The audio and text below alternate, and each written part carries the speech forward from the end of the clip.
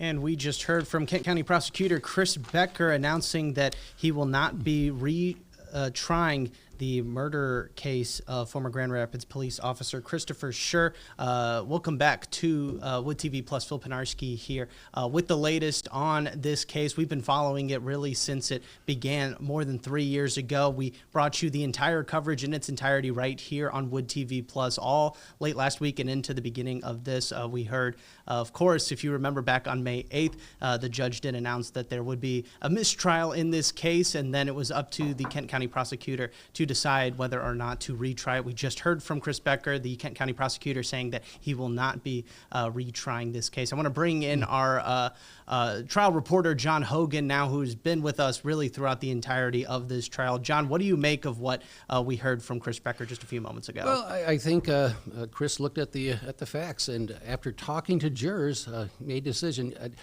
We're just not going to get a unanimous verdict. I mean, that came out after the trial, after the mistrial, because the defense said the jurors were overwhelmingly in favor of acquittal.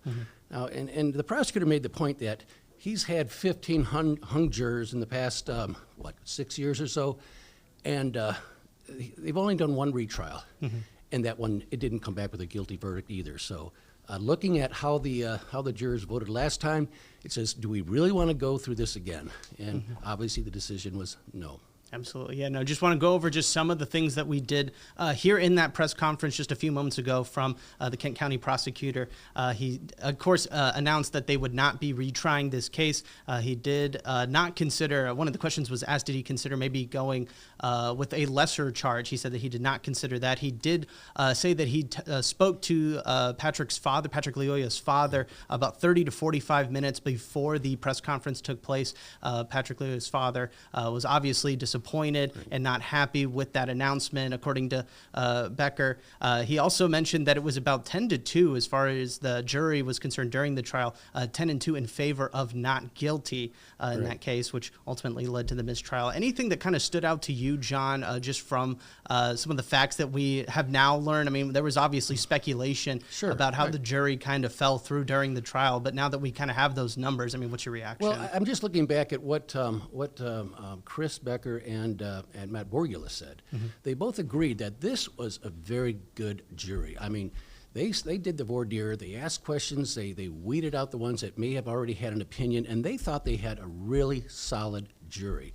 And these jurors, they paid attention. I mean, the questions that they were asking, they would write out the questions which were read aloud in court. It tells you that they were paying attention. And when you have such a great jury like that, and both sides said this jury was great. It's like, can we duplicate? Can we replicate that? And it's an open-ended question. Who really knows? So it's like, do we want to go through that process again? And what the prosecutor pointed out is, look, we've done this on 15 occasions. Okay, where we've had a hung juror, and we came back and we tried one of them, and it's just there was no decision on that one either. So it's like, you have to look at do we want to put the community through this again? And again, to the prosecutor's credit, he talked to the family of Patrick Loyola, and he told them, here's my decision. Got their input. Obviously, it's a heartfelt decision, and the family was not happy about it. But at the end of the day, did they say they understood? Probably. And let's not forget, we still have the civil case that's still pending in federal court. Absolutely. We're going to be paying close attention to that and see how that all plays out. Of course, we did hear from Patrick Loyola's family as well as the attorneys representing them in the civil case after the mistrial was announced, again, kind of reemphasizing that point of disappointment in the mistrial there while they were waiting to see if that case would be retried, and we now know that it will not. Some other things that we did note that I do want to point out, we did learn just some of the costs associated with this case. Becker, the Kent County Prosecutor, saying that they spent anywhere from $60,000 to $70,000 just on experts. That may seem like a lot but is that kind of common practice, John? It is. I mean, if you look at these guys were not local. Okay, he brought these experts in from out of state, and you have to look at all the prep time that went in for these experts to come on.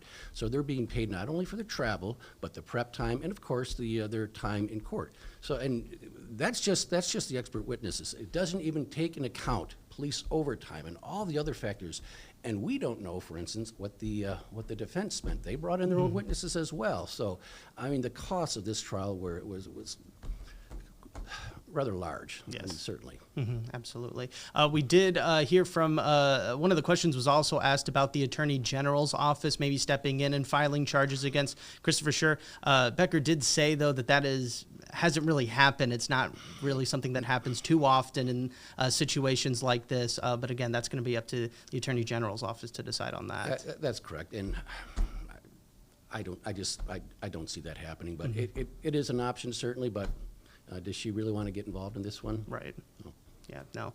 All right, well, that is going to do it for us here on Wood TV. Plus, I want to thank John for stopping by. Again, we did just learn from Kent County Prosecutor Chris Becker that they will not be re-seeking another trial against former Grand Rapids police officer Christopher Schurr in the death of Patrick Loyola. We are going to have continuing coverage of this news over on our website, woodtv.com, as well as all of our newscasts.